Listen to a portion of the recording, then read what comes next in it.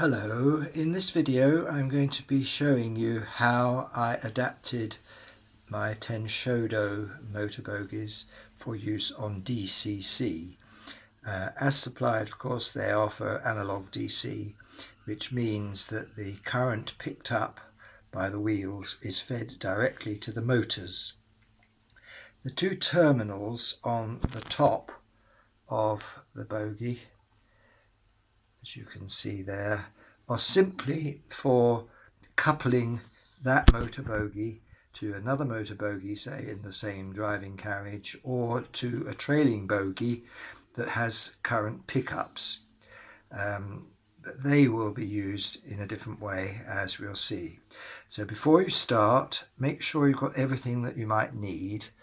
You need a couple of very small fine pliers and a pair of small wire cutters, a small needle, flat needle file for cleaning up terminals, another small screwdriver to hand so you can lever off the cover, and a very, very fine cross-headed screwdriver, which I have in a little pocket set where the bit can be changed. So you'll need to find a bit that's very, very small to fit in the screw, which I'll show you when we start. You'll need some heat shrink, very small diameter heat shrink, to put on the terminals when you've soldered them, because they're going to be very close together and you want to avoid any possible short-circuiting.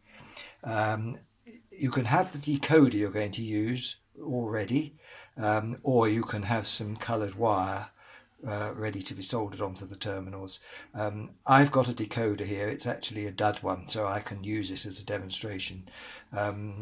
But it's advisable to do your soldering of the wires onto the bogie before you assemble it into the carriage or whatever, because then you will have more room to actually do it neatly.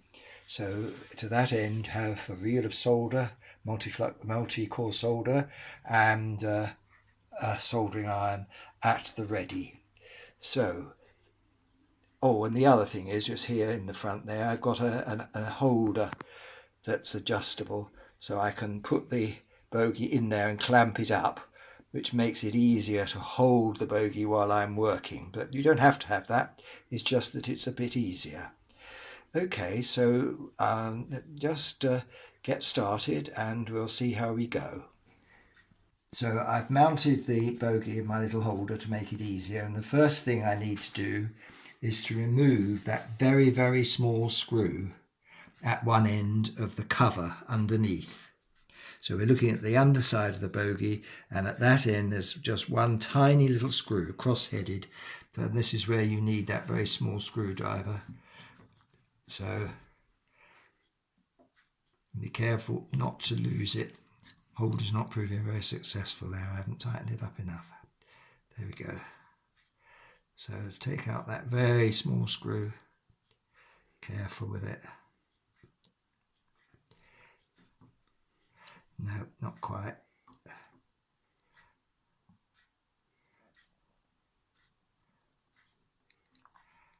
we go. It's quite a long screw. So there we are. There's very safely.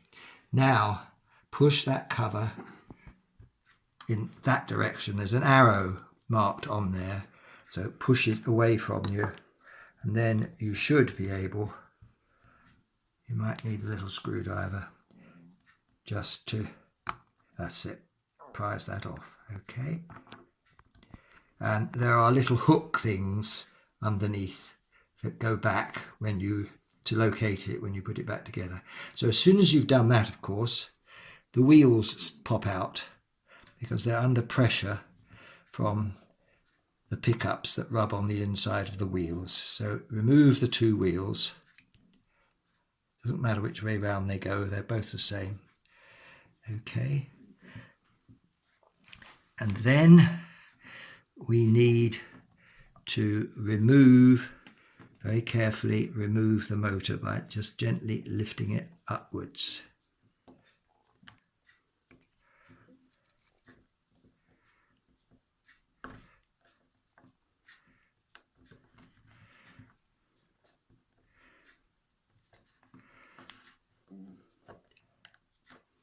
Might help with the small pliers to grasp that there. That's it. There we go. We've removed the motor. Okay. Right. The pickups, I'm going to take this out of here now. The pickups, you can see on the side, press against the wheels. And the phosphor bronze, they're phosphor bronze, but they're chemi-blacked. It's phosphor bronze, and they're folded over at one point into the inside of the engine housing, motor housing, there, sprung, and they contact against the brush terminals on the side of the motor, on each side of the motor, thus taking the current from the wheels straight to the motor. And that's where these terminals on the top are connected, where I described earlier that you can link those to other motors. But anyway, we'll come back to that. So what we've got to do is to redirect these spring terminals here by gently prising them up, and then a small pair of flats pliers. It's phosphor bronze, so it's quite malleable. So you're going to fold it, straighten them up like that, and then fold them back so that they come up there. Fold them back on themselves like that. Just do that roughly for the moment. So the same on both sides. Just gently lever that up. And then with those small pliers, just flatten it out. Get rid of the fold in there. And then fold it back on itself. So the more you can just gently flatten that out so it's not clumsy, the better.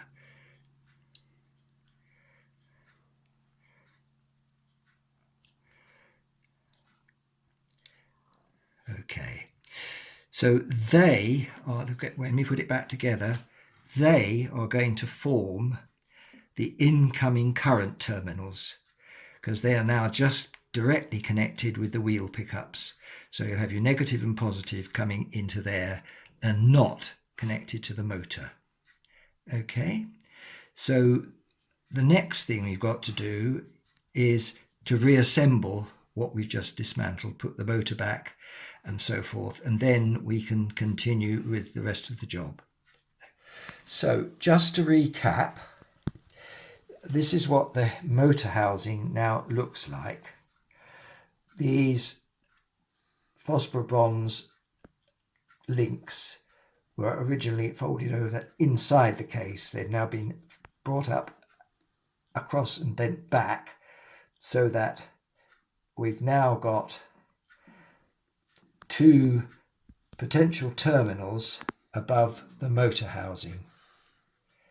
Okay, so we've now got to put this back together, which is a bit tricky because you've got these springy current collectors that you've got to negotiate. It's worth at this point just making sure that they are tensioned outwards a little so that they're pressing firmly against the wheels when it's back together, just as a belt and braces thing really, because it's most irritating if you get back together and then you find that they haven't got enough tension. So just tension them so they're sticking out a bit like that. Okay, so what we now need to do is to put the motor back. So the brush connectors and the terminals will go where those two holes are. So just pop that in and then just popped it straight back in. Okay, that's just slotted and straight in. So we've now got two lots of terminals sticking up at the top, the original ones and our newly created ones. Okay, so this is where the tricky bit comes. We've got to put the wheels back, and you need to have the cover ready. Make sure you're going to have it the right way round. So you've got the little hole where the screw goes there. So have your cover there with that little hole ready so that you can pop that back on, because as soon as you let go, it's going to go ping. So let's put the wheels back in. You need to try and hold that while you put the other one in. Make sure you've got the contacts inside the wheels. Just gently ease them. This is where you need an extra pair of hands, really. That's it. That's got it. So, and just check that they're okay. These contacts are there inside the wheel. So now, very gently, get your cover.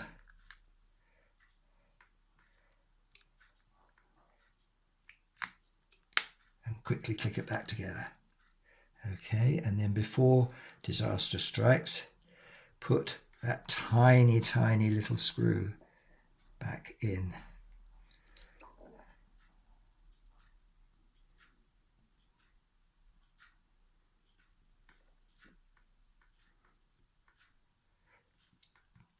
Make sure it's located in the right place.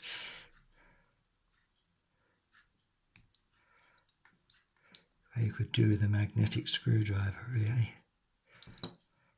Maybe one of my pliers is magnetic. No.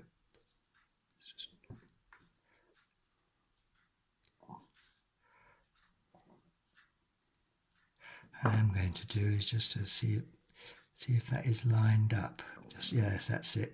Just pop the screwdriver in there so you know you're lined up with the hole. Increases your chances of getting it in.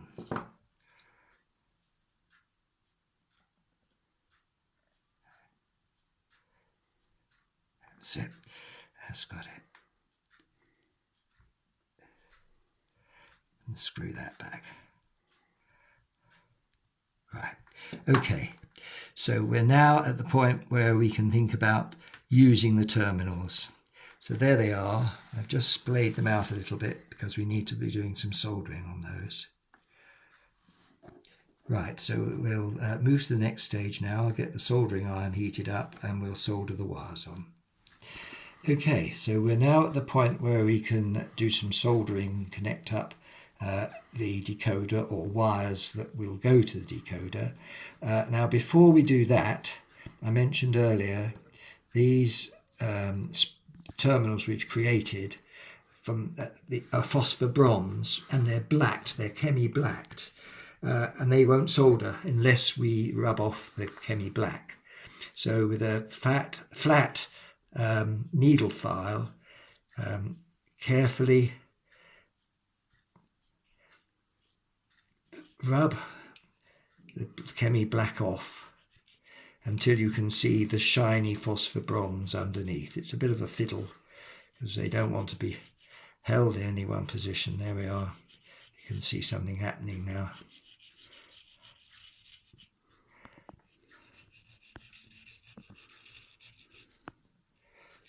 Make sure that you've really got it nice and clean, because then the solder will take quite nicely. If it's not bare metal, you'll fiddle around forever.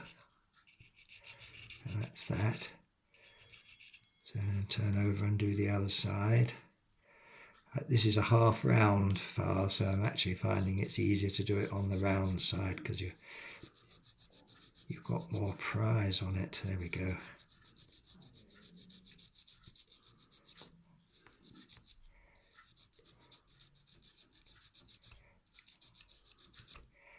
Right, so the two new terminals are the incoming current. So they are going to be connected with a red and a black. Doesn't matter which way round they go, but they can have a red and a black on one or both of them, red on one side, black on the other. That will go to the incoming current on the decoder. the red and black terminals of the, or wires on the decoder. The original terminals are the ones which are now going to supply the motor, and to those you will solder orange and grey wires, which will go to orange and grey on the decoder.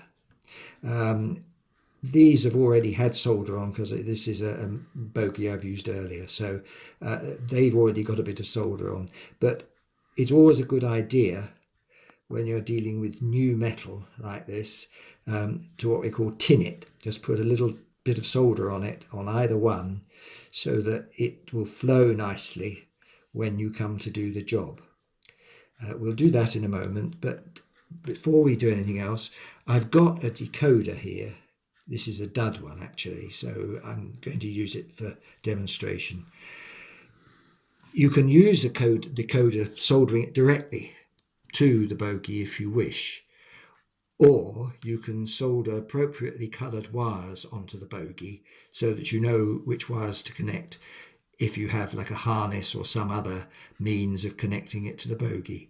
So if you're going to use the decoder directly, you can cut off this plug-in terminal so that it frees up the ends of the wires.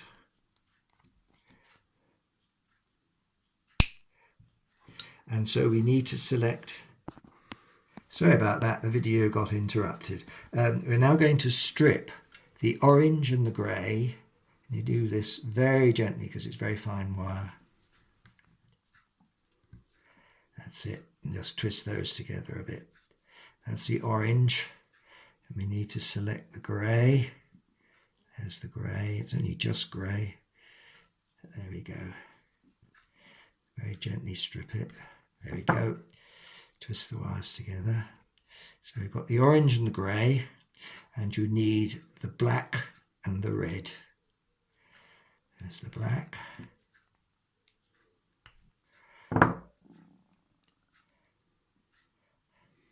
And the red.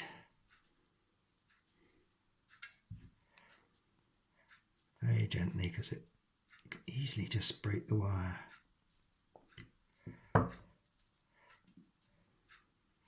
That's it. Okay. Right. So let's just get all the other wires out of the way for the minute.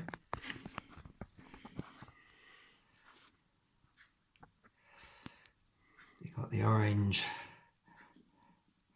and the grey and the red and the black. Those are the ones we want. The other ones offer functions that you might want for directional lights or interior lights or anything like that, but for the moment just sort of twist them up together, keep them out of the way so you know what you're doing. Fine. So now we're going to tin those terminals we cleaned up. So all you need to do is to have a ready hot soldering iron and have the solder just touching. There we go. We've now got a blob of solder on there, which means that when we put the wire on there, it'll take immediately. There we are. So that's the incoming current, so that will be black and red. So I'm just going to do the same with these wires. Just get a little bit of solder on them first. Fold them back on themselves so you've got something to get solder onto. So yeah, just have your solder ready. That's it. We've now got a blob of solder on the end of there. And a blob of solder on the end of there. So we now do the same with the black, with the orange and the grey. Let's fold it back on itself. So you've got something to hold a lump of solder.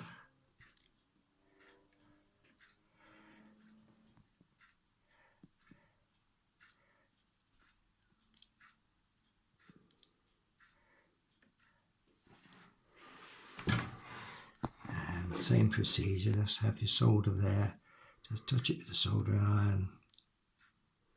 There we go, got a blob of solder there. And with the orange,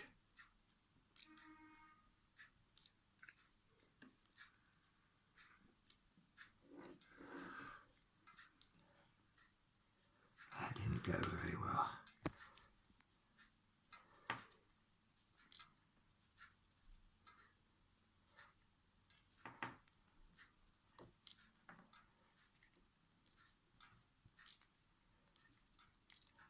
That's it, now get it out of the way. There we go, that's it. Right. Now, before we solder these on, you need to prepare some heat shrink to go on these outside terminals, because when we finished and that's pushed back, it's going to be dangerously close to these other terminals, and if you go a short across there, it's going to blow up the decoder. Right, so these are the incoming current, so we need to put the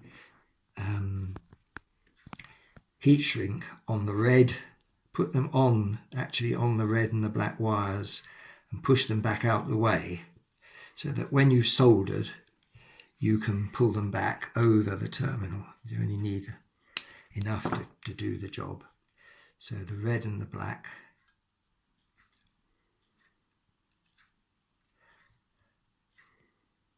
That's it, okay. So now we can solder the red and the black, one either side of our new terminals, which are picking up the current. And I suggest you take them upwards so that you can clear anything. You can always adjust them afterwards, but take them upwards for the moment. There we go. Just touch it with the soldering iron, enough to melt both lots of solder, and then they take instantly. Let's just make sure these aren't all tangled up.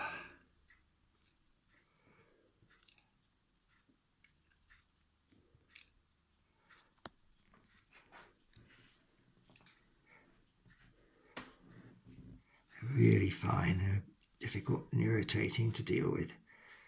That's it. That's it. So the red one can now go to the other side.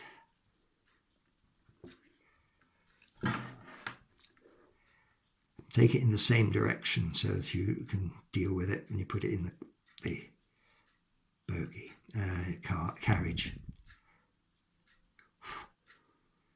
That's it.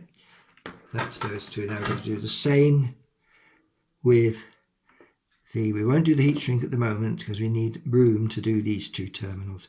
So where you've got red, on the side you've got red, on that side put the orange. So where there's red on that side, put the orange. And I said that terminal was already soldered at one time, so it should take almost instantly.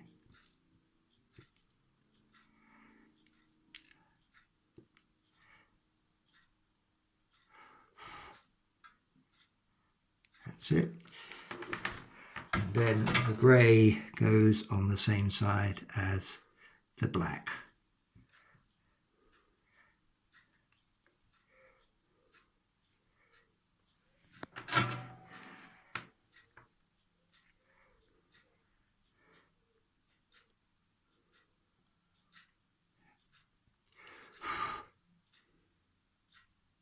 There we go, that's that.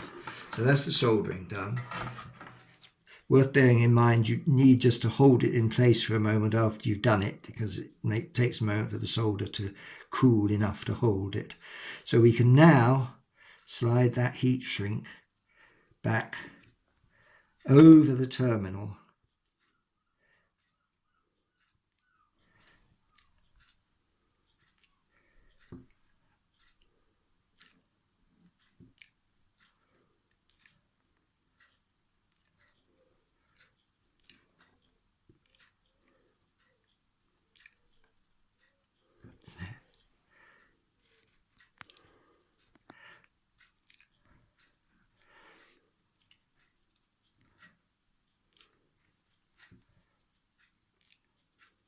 That's it, and ease it right down to the bottom so that it's covering that, so that is well covered and protected against any possible shorting against something else.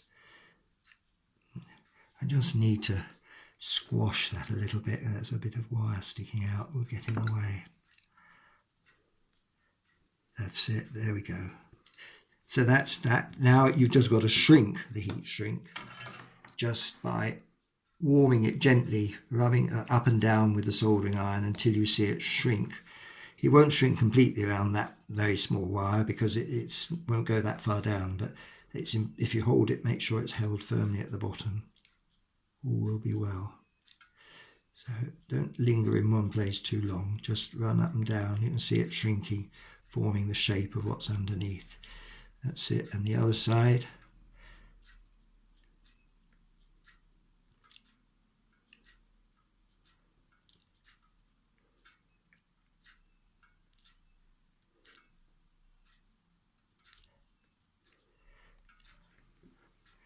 Right, there we are.